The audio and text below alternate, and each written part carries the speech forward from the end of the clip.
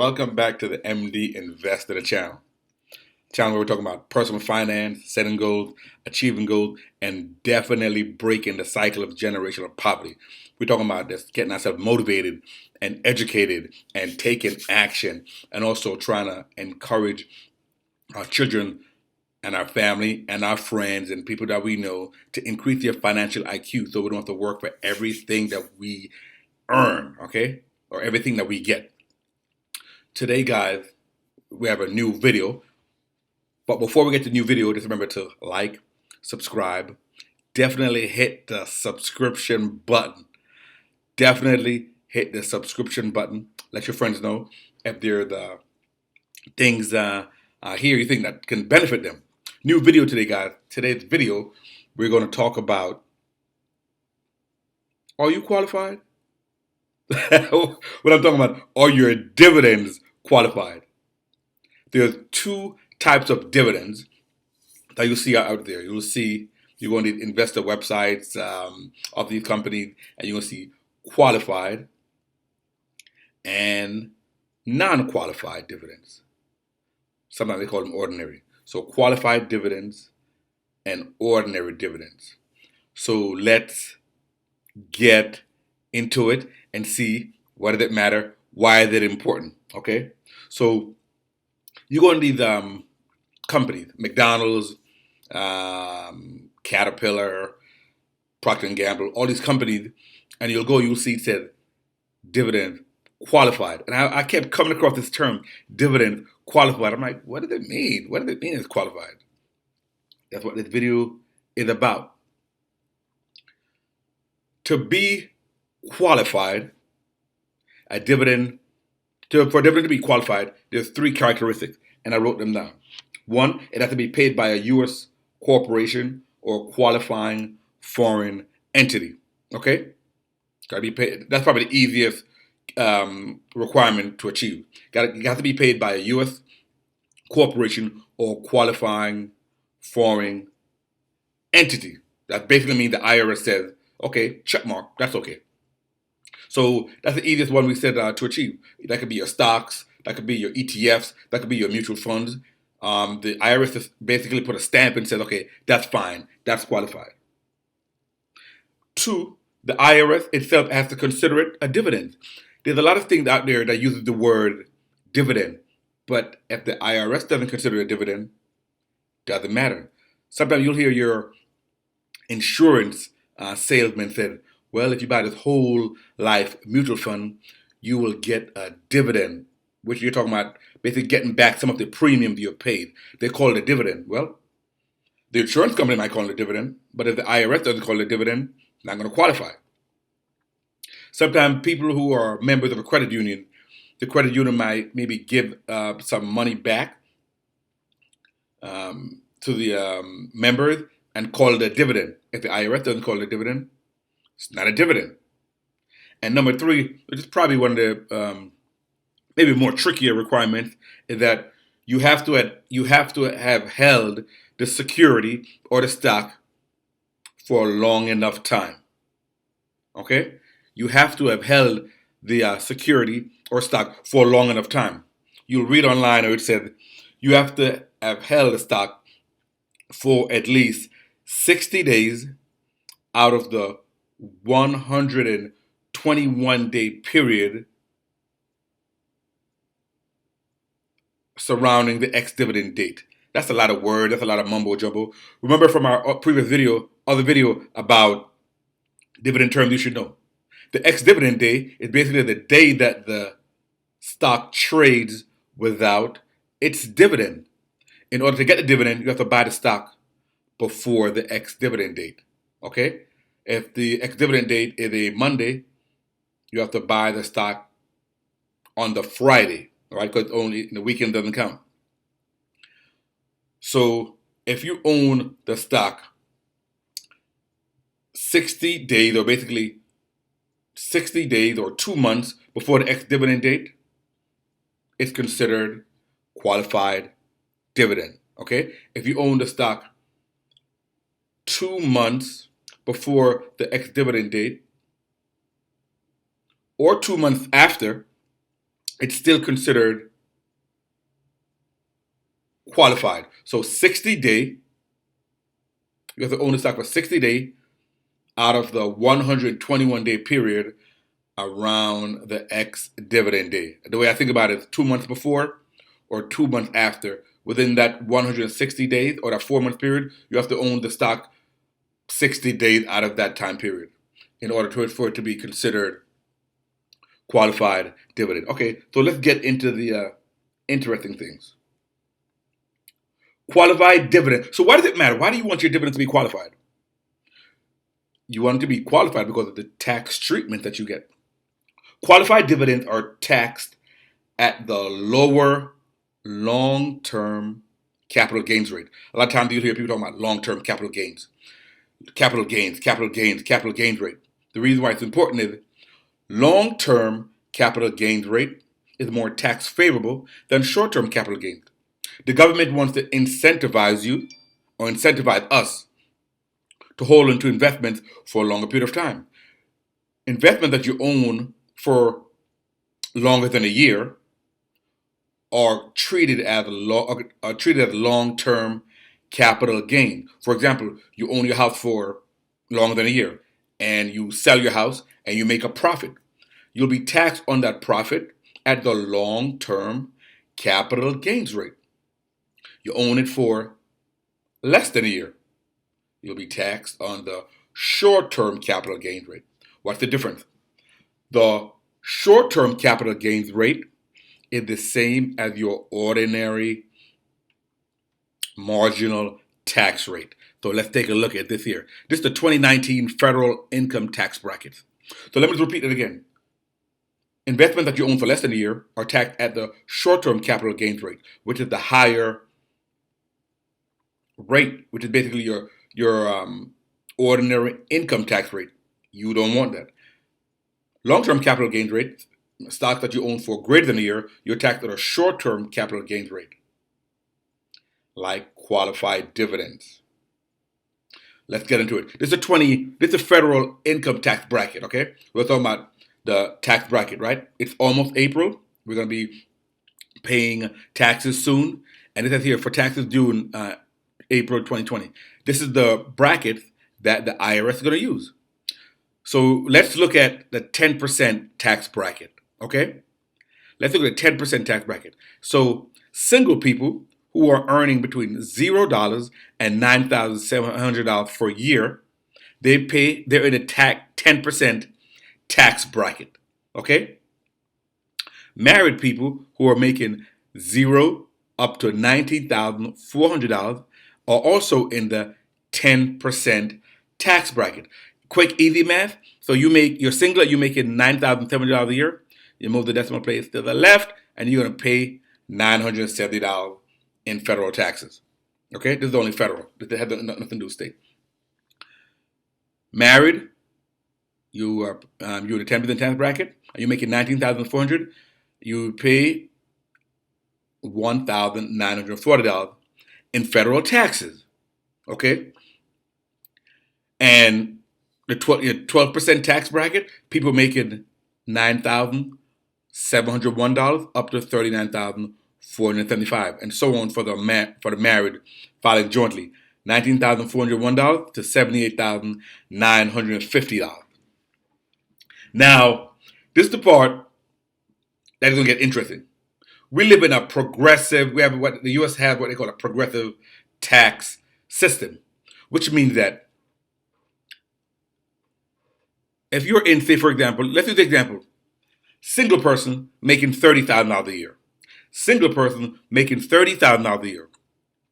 There would be in this tax bracket, right? The 12% tax bracket. Does that mean that they're going to pay 12% of their $30,000 in taxes? No. For a long time, I thought that's what it meant. I'm in a 12% tax bracket. So if I make $30,000, I'm going to pay 12% of that. No. The progressive tax bracket means the more money you make, the more they tax you. So you make $30,000 and you're single. The first $9,700 will be taxed at 10%. It'll be $970. from $9,701 up to the $30,000, that segment of cash will be taxed at the 12% tax bracket. So not the whole thing. Okay? So that's how the tax code works. I really didn't realize that for a long time. And you could use any example. You make $75,000 a year, that will put you, and you're single, that'll put you here in the 22% tax bracket. But not all $75,000 is gonna be you're gonna pay 22% on the whole 75,000. The first 9,700, 10%. From 9,701 to 39,475, you pay 12% on that section. And then from the 39,476 up to say 75,000 that you're making, you pay 22% on that section. But that's not the good part. So we said someone making single person making $9,700, 10% tax bracket. Married person up to 19,400, 10% tax bracket. Let's look at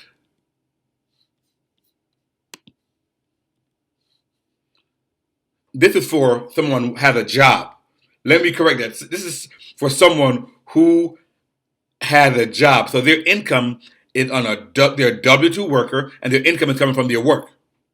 Okay? Let's look at someone who's getting their money from their investments.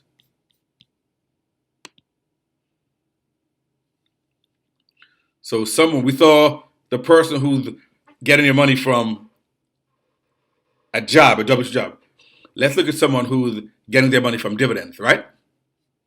Okay.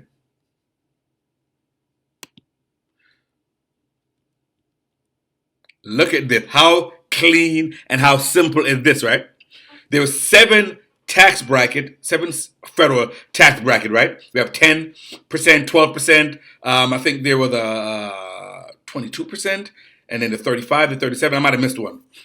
Now look here. Someone who's making their money from dividend, right? They don't have a job. They're making their money from dividends, from their investments. They can make up to $39,375 if they're single. And how much taxes are they going to pay? See that nice round number? 0. Okay? That's why every dollar is not the same. I know. They told us for a long time, go study, get a job, work hard.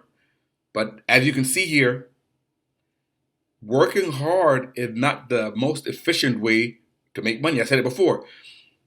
Working is actually the worst way to earn a living. It is actually the worst way to make a living. Trump said, "Listen, I didn't make the rules. I'm just following the rules." Years ago, a lot of people were upset when it turned out that Mitt Romney was paying 13% in taxes because most of his money comes from investment. Warren Buffett famously said his secretary pays a higher tax rate than he does because she's working a W-2 job and he's making his money from investment. So let's look into it. So we looked before at the federal tax rate where someone who's making not a lot of money, $9,700, right? Single person. And they're charging them 10% taxes to the government. The government have no pity. I don't care you only making $9,700. Give me my money. But look here. This guy, he's single. He's making over $39,000 a year in his dividends. Laying on the beach on his laptop. And how much tax is he paying? 0. If we can change this to married, because we said married people on the federal tax bracket, working a W-2 job, they can earn up to, I think, $79,000. And they're still paying 10% in taxes. Here, we can change this to married. A married person, they can make up to $78,750 in dividends from Coca-Cola, Pepsi, Home Depot, Procter & Gamble, Caterpillar, 3M, all these great American companies, bringing home $78,750. And they are keeping every penny because the federal tax law said that the tax rate on qualified dividends is 0% up to $78,750 if they're married. You see that? A lot of people get upset. A lot of people say, listen, don't get upset. Learn the rules. Learn the rules. You have to change your way of getting money from active way into a passive way. You keeping all that money. If he was working for that money and making $78,000, let's see what bracket would that put him in. He'd probably be in a 20. He'd be in a 22% tax bracket.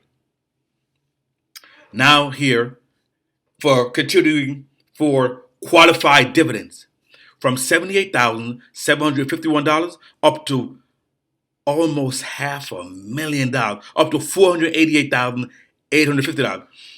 You can make that in dividends, and how much they can charge you? 15%.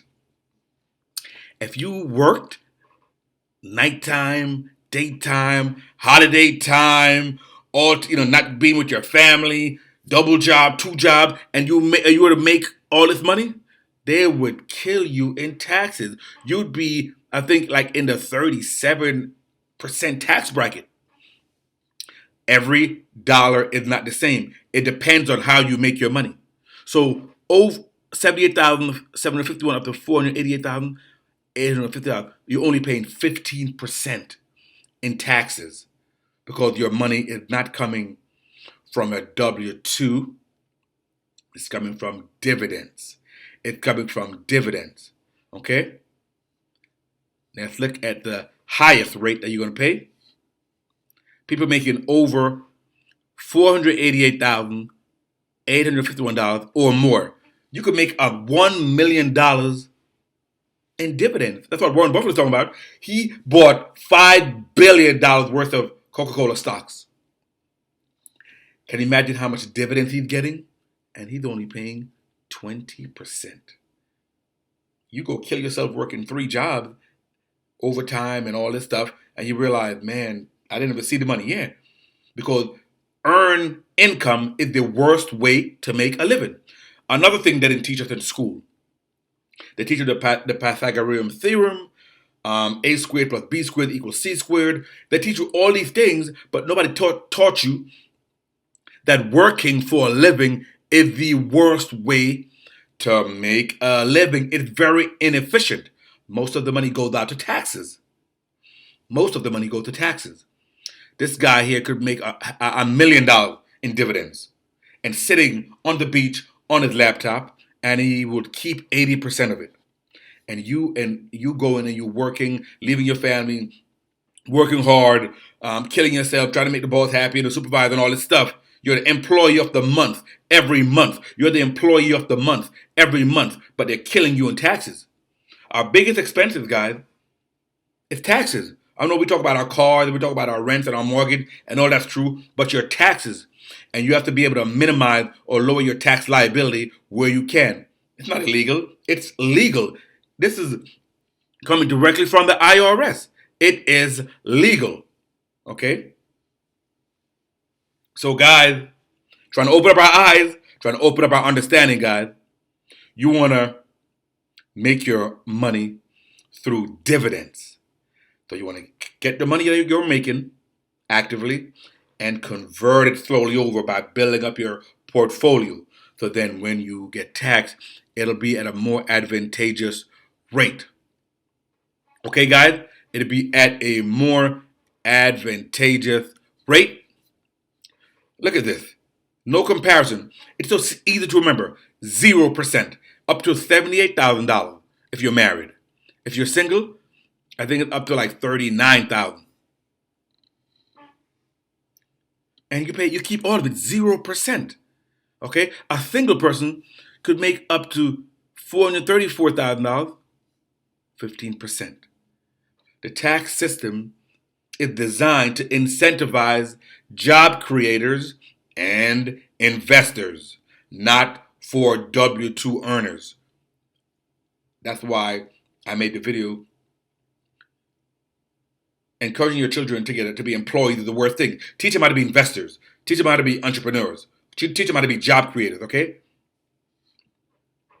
So, guys, just a quick video, guys, to continue to educate us. Tax season is around the corner, and we want to be smart, okay? And not just be the horse all the time. We want to be the jockey sometimes.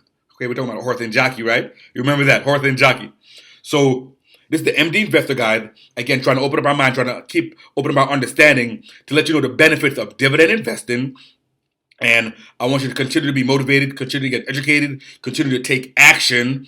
Okay? And then if there's people out there you think who can benefit from this information, guide, let them know about the MD Investor, the place where we are breaking the cycle of generational poverty one video at a time. And I will catch you on the next one.